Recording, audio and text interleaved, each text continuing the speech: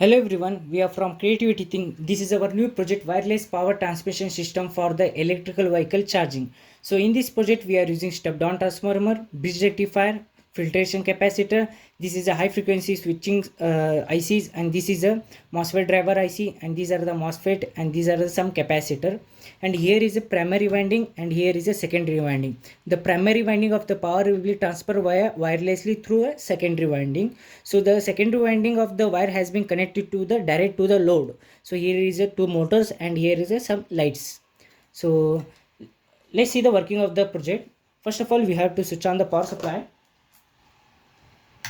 So whenever the vehicle comes to the near to the parking area, so automatically our vehicle will get charged like this system. So we provided two motors load. So properly we can understand the how the working of the wireless power transmission system.